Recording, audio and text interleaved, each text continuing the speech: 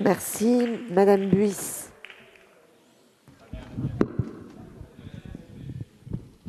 Merci, Madame la Présidente. L'article 3 vient compléter l'article L. 121-9 du Code de l'action sociale et des familles. Il y ajoute le bénéfice de la protection et l'accompagnement pour les personnes victimes de la prostitution, la création d'un parcours de sortie de la prostitution dont le suivi est assuré par une instance départementale et enfin l'ouverture du droit à un titre de séjour temporaire pour les personnes engagées dans le parcours de sortie.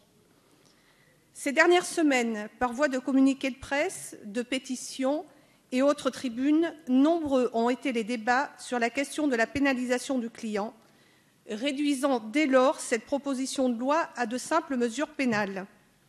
Ce texte va bien au-delà. Il est global, il punit, il protège, il accompagne. Punir les clients, lutter contre les réseaux de traite et consentir aux prostituées le statut de victime était devenu indispensable. Nous le ferons et irons même au-delà.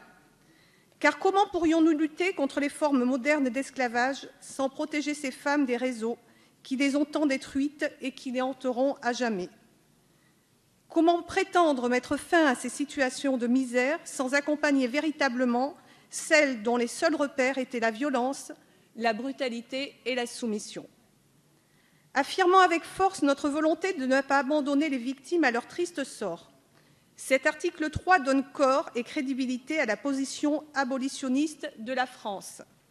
En leur permettant de disposer d'un système de protection, nous leur montrons que nous avons conscience des menaces que les réseaux de proxénètes font peser sur elles et que nous ne les acceptons pas. Nous les protégeons également contre l'éventualité que ceux-ci s'emparent à nouveau d'elles. Elles ont vu en la prostitution l'ultime solution, le dernier recours à la misère. La patrie de la démocratie, de l'égalité, de la justice et des droits de l'homme que nous défendons tous ne peut pas accepter que l'exploitation des corps fasse partie de l'espace des possibles.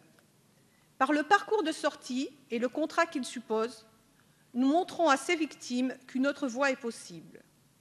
En leur donnant la possibilité de bénéficier de l'allocation temporaire d'attente et en faisant confiance aux associations conventionnées, nous les accompagnons dans le chemin qui leur permettra de retrouver l'intégrité physique et morale qui leur avait été jusqu'ici confisquée. Nous leur réaffirmons qu'elles aussi ont droit à la liberté et à la dignité. Nous leur permettons de recréer avec autrui un lien social pacifié, apaisé, où les violences physiques et morales ne sont plus la règle.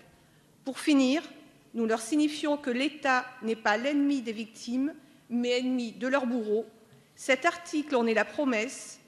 Et surtout, nous rappelons l'État social à ses devoirs, soutenir, accompagner et venir en aide à celles et ceux qui ont souffert, souffrent ou risquent de souffrir de toute forme de barbarie, quelle qu'elle soit. Un État social qui a encore le pouvoir de substituer le respect à la brutalité, la paix à la violence et surtout l'humain à l'inhumain. Je vous remercie.